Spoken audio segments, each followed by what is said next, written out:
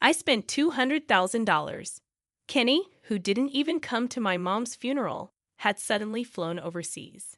$200,000. What did you do with all that money? Remember our nice piano at home? I sold the dude. Being from a rich family has its perks. It was a good piano. I never thought it would sell for $200,000. Kenny thought the piano at home was his, but he was wrong. My condolences. I get all the inheritance from the family estate. But that piano was actually bought by our grandpa for my brother, so it's still his. My brother loves that piano and teaches piano now. He left it at our house because it's too big for his place. If my brother finds out we sold it without asking him, he'll be really mad. Just giving him money won't fix it. When I told Kenny this, he hung up right away. Hi, I'm Rachel Schneider, a 45-year-old office worker. My family has a long history tracing back to colonial times and is quite prominent in our community. Thanks to my late father's successful business, we now possess assets worth $9 million. Originally, my older brother was set to inherit the family estate, but he chose love over inheritance, opting to forego his rights to marry his girlfriend, who needed an heir for her family's wealth. This decision left me with the task of finding a spouse to carry on our family name. Despite my desire for independence and reluctance to rely on family wealth, I focused solely on my career, and before I knew it, I was in my mid-40s and still single. Realizing the urgency of continuing our family line, I decided to take action and attended a singles mixer. It was there that I met Kenny, my current husband. Surprisingly, he's 10 years younger than me, but at the event, he showed no interest in the younger women and approached me directly. I'm not sure if you're okay with someone my age, I asked him multiple times. But Kenny gazed into my eyes and replied, I'm a bit shy and not very assertive. I've always been attracted to older, more grounded women. Kenny's demeanor matched his words, gentle and reserved. I sensed he could bring a sense of calm to my family, which tends to be assertive. As our relationship blossomed, there was something important I needed to share with him. My mother had been ill and bedridden for the past year, and my sister-in-law, Catherine, and I were taking turns caring for her. Considering our age and the prospect of marriage, I struggled with how to reveal this to Kenny. Eventually, on our third date, I mustered the courage to tell him. To my relief, he not only accepted but also proposed, expressing his willingness to assist with caregiving. His kindness deeply moved me. At least, that's how I initially felt. Kenny works as a daycare teacher, but just 4 months into our marriage, he expressed a sudden desire to quit his job. When I inquired about the reason, he wore a remorseful expression and said, Sorry, Rachel. The parents at the daycare are too demanding and complain a lot. I can't handle it anymore. It was evident that Kenny was struggling, appearing so timid. Normally, I would have encouraged him to persevere, but with him assisting in my mother's care and my pregnancy progressing, I remained silent. However, I soon began to regret my leniency. One day, as I exited the shower and approached the bedroom, I overheard Kenny whispering on the phone. What I heard left me shocked and unsettled. I managed to tie the knot without her suspecting a thing. I'm jobless. She bought my story about quitting work hook, line, and sinker. Little does she know, I ditched that job 2 years back. His conversation seemed directed at a friend on the other end of the line. A faint male voice responded, You're quite the operator. Rachel's family is loaded, so I thought I hit the jackpot when I met her at that singles event. But let's face it, given her age, I was probably her only option. I felt duped. Was the sweet Kenny I fell for all an act? I wanted to confront him right then and there, but the thought of the baby stopped me cold. With Kenny's true colors revealed, I began to doubt our future. Today, Catherine will be looking after my mom until 5:00 p.m. Then it's my turn. I debated whether to confide in someone about Kenny. That's when my brother's wife, Catherine, approached me. Rachel, you seem troubled. If there's anything on your mind, feel free to share, Catherine said, her kindness evident, having cared for her own mother for years and now mine. She's really good with Mom, too. So I confided in her about Kenny, and she listened attentively. It's good you opened up. Keeping it to yourself could harm your unborn child, she reassured me. Yeah, I'm sorry. Don't apologize. Talking won't solve everything, but it does lighten the load. Still, this situation is quite something. Catherine looked genuinely concerned, almost as if it were her own problem. Suddenly, the doorbell rang, and Kenny walked in without waiting for an answer. Both of us were surprised, but Kenny acted as if nothing was wrong and smiled. Rachel, I'll be helping with your mom's care from now on. You're not in the safe period yet, so I don't want you to strain yourself, Kenny said, playing the gentleman in front of me. Really? Okay, let me show you how to care for her. No, I'll learn from Catherine. You just rest at home. Well, my brother's coming home early today, so we won't need her help.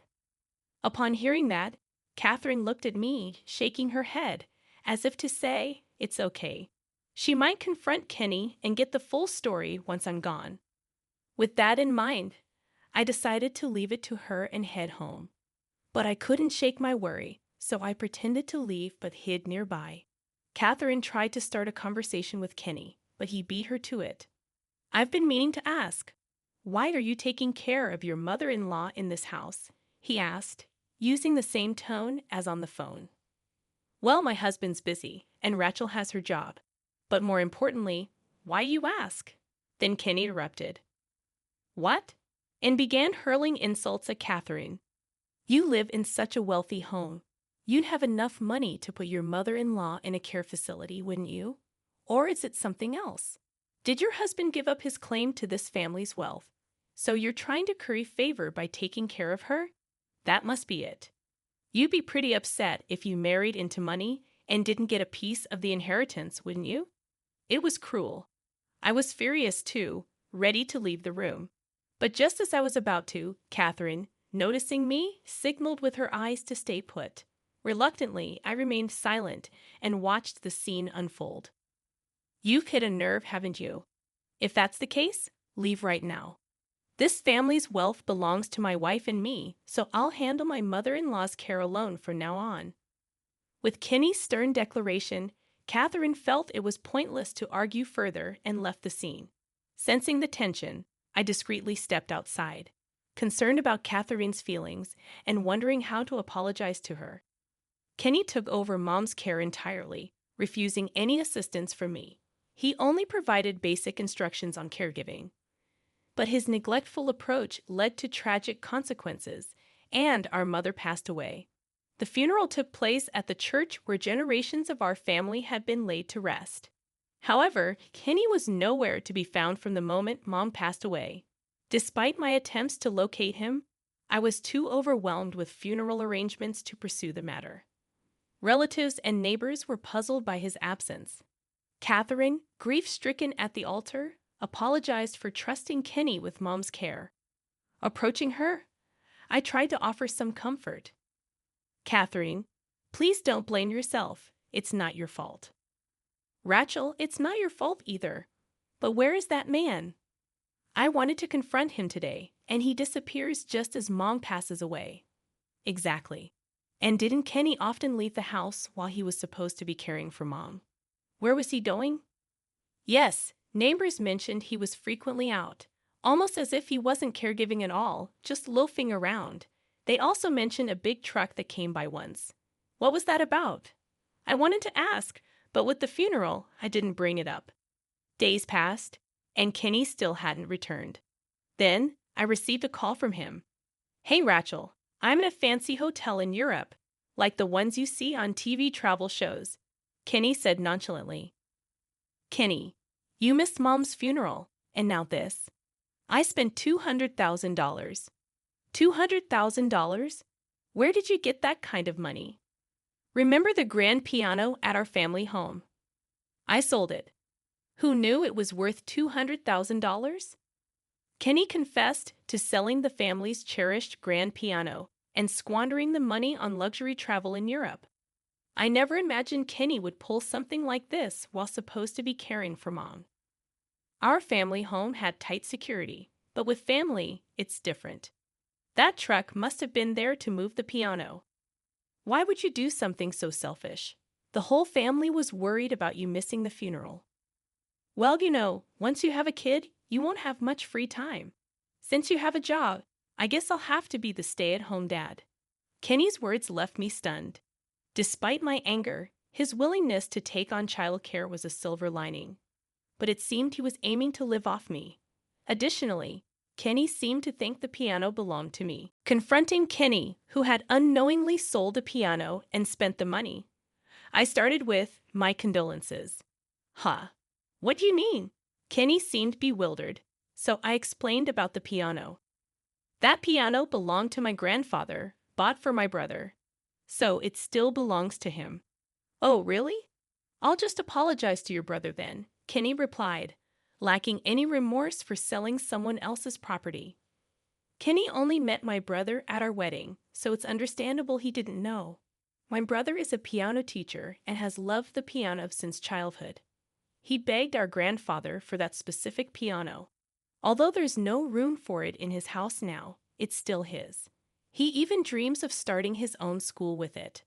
The piano means everything to him. I can only imagine what punishment he'll have for you when he hears it was sold without permission. By the way, my brother despises dishonesty. As I explained, Kenny remained silent. Understand? Mere compensation won't suffice when he finds out you sold his beloved piano. He's not one to compromise. I wonder what punishment awaits you. With that warning, the call abruptly ended. He's probably regretting it now. I called my brother and told him everything. Needless to say, he was furious. The next day, Kenny rushed home, finding everyone gathered in the living room. What's going on? Why is everyone here? Kenny asked nervously. I heard everything from Rachel, my brother said sternly. What possessed you to sell someone else's property, especially something so valuable, without consulting the family? Kenny tried to justify himself, visibly shaken. I was just trying to pitch in with the household chores out of boredom. When I saw the old, large grand piano, I figured no one was using it anymore. So you decided to sell it. Yeah, it seemed like a waste to just leave it there. My brother, wearing a stern expression, pressed further. Really? That piano was special, imported by our grandfather from a top European manufacturer. Where's the money from the sale? As anticipated, my brother was playing his part well. Everyone probably knew Kenny had spent all the money on an overseas trip, but my brother was aiming for a confession in front of everyone. Kenny seemed lost in thought, struggling to come up with an excuse. The sales money. Yeah, it hasn't come in yet. Kenny stammered, clearly flustered, but my brother wasn't buying it. You're lying? How deceitful can you get? And what about those souvenirs from Europe in that huge suitcase? Kenny recoiled as if struck by lightning, closing his eyes in shame. I'm sorry, I spent all the money. Kenny's admission left the relatives murmuring in shock. Everyone knew the value of that grand piano. They couldn't fathom how Kenny could blow $200,000 on just one trip overseas. My brother, looking down at Kenny, lifted his chin with his hand, locking eyes with him as he said, "As Rachel probably told you, that piano was mine. Now that it's gone, you'll repay every penny. If you can't, I'll sue you for theft. Are we clear?" My brother's intensity was palpable, almost resembling a mob boss. While this would typically be a family matter, my brother was likely using intimidation tactics, knowing Kenny was clueless about the law. Predictably, Kenny lost his voice and began sweating profusely. Then, with a terrified glance at me, he pleaded, "Rachel, please help me." His voice was desperate, but I had no intention of intervening. This mess was entirely of his own making. When I rejected his plea, Kenny resorted to a ludicrous argument, saying, "Don't be so cold. I looked after your mom while you were pregnant. I saw the trip as a reward for myself after caregiving. Let's just say we both agreed to sell the piano this way. Since we're siblings, it can't be considered theft, right?" I was so dumbfounded that my mouth hung open, unable to form a response. It was Catherine who stepped in to defend me.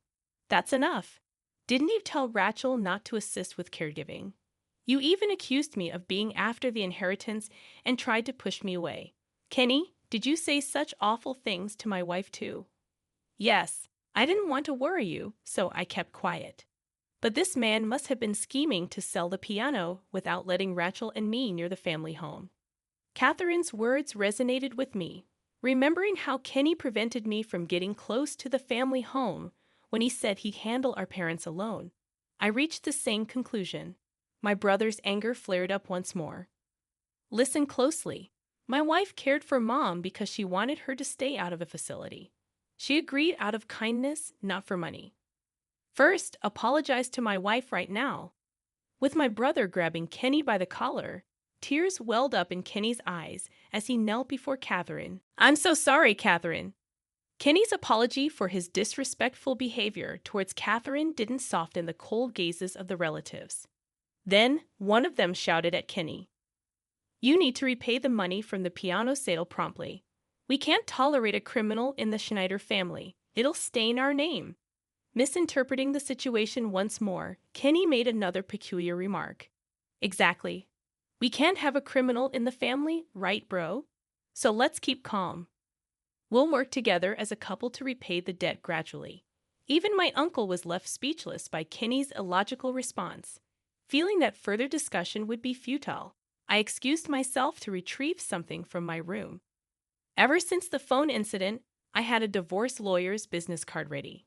Kenny, call this number. I want our marriage to end. Let's handle things through legal channels.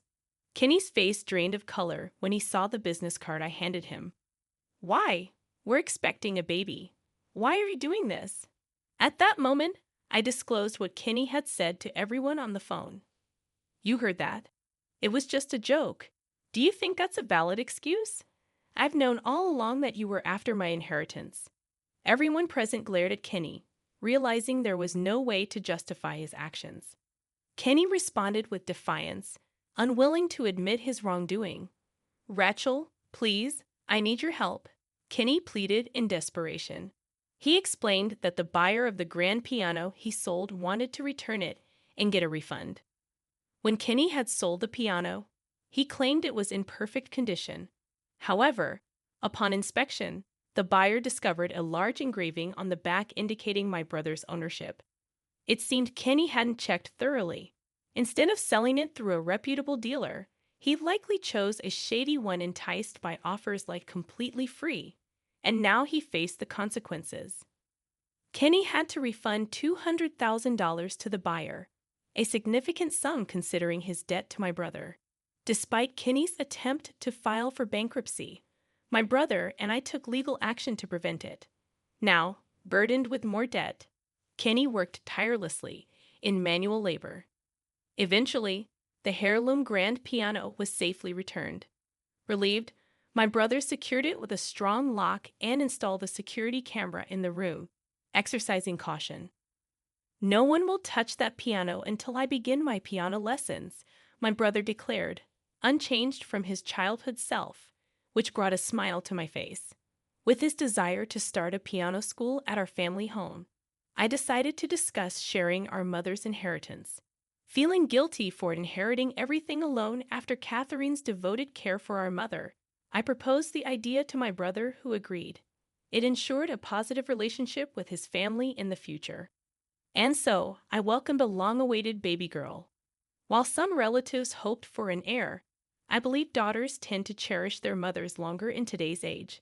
Besides, my mother, an only daughter herself, accepted a son-in-law, so if necessary, my daughter could do the same. Embracing single motherhood, I found unwavering support from Catherine, who had finished raising her own children. Grateful for her assistance during my mother's care, I felt deeply indebted to her. My brother eagerly volunteered to be a father figure for my daughter, his excitement palpable. Additionally, my brother and Catherine's 2 adult daughters, both kindergarten teachers, shared his passion for the piano, bonding with my daughter. Surrounded by such warmth and support, I felt immensely fortunate, and with gratitude, I resolved to face life's challenges head-on with my